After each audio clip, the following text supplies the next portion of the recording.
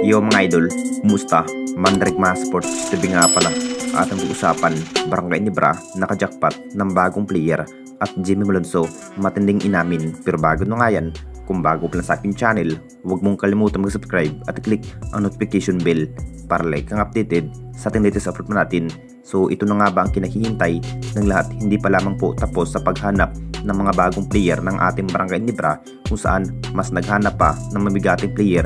Isa na nga rin ang Barangay Nibra, kinuha ang isang Troy Rosario. Masasabing ito na nga ba ang inihintay ng lahat, kung gano'n na nga ba ka-impact napunta ang isang Troy Rosario. Matinding plano na nga rin ng ating Barangay Nibra dahil mas hinahanda na nga ang Commissioner Cup. Balak sana ng SMC kunin ang nasabing player na si Kinmart Cardenio mga idol. Alam na nating lahat, hinahangad na nga rin na makuha ang nasabing bigmang player. Kung titignan nating lahat mga idol sa naging average sa bawat laban ni Kinmart Cardenio mga idol, nakapagtala lamang ito ng 25 points, lakas pa rin sa center. Isa na nga rin ang dahilan kung bakit balak sana ng ating Barangay Nibra kunin ang nasabing player. Alam na nating lahat kung gaano kakulang-kulang ang nagiging bigman ng ating Barangay Nibra matapos na aalis ang ibang bigman. Hindi na rin makapaglaro itong si Jody Vance mga idol dahil nirecruit lamang itong si Jody Vance mga idol dahil sa kakulangan ng bigmang player ng ating Barangay Nibra.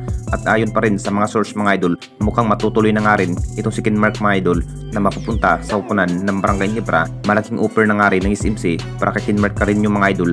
Na kay Kinmark Cardenio pa rin ang magiging desisyon kung tatanggapin pa nga ba ang magiging offer ng Barangay Nibra. Mas lalo pang pinalakas ang Barangay Nibra ngayong paparating na Commissioner Cup. At dito na naman tayo sa isa pa nating balita, Jimmy Malonzo matinding inamin.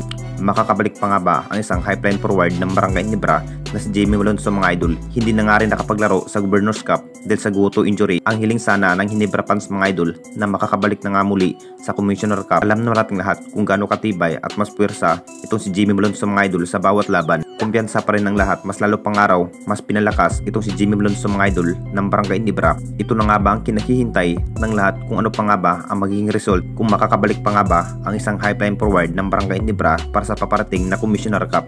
Isa rin si Jimmy Malonzo mga idol sa mas mahusay at gunner ng Barangay Nibra, kahit naman maikli nga ang kanyang makukuhang playing time dahil sa guto injury.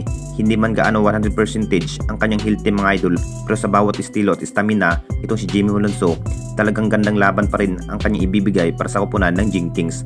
Matinding inamin na nga ni Jimmy Malonzo mga idol, hindi pa rin sigurado kung maglalaro pa nga ba sa Commissioner Cup dahil sa mainindang guto injury. Tulad nga sa nagdaang conference mga idol, akala na nga rin ng lahat na makakabalik na nga ba ang isang high-flying forward na si Jimmy Malonzo.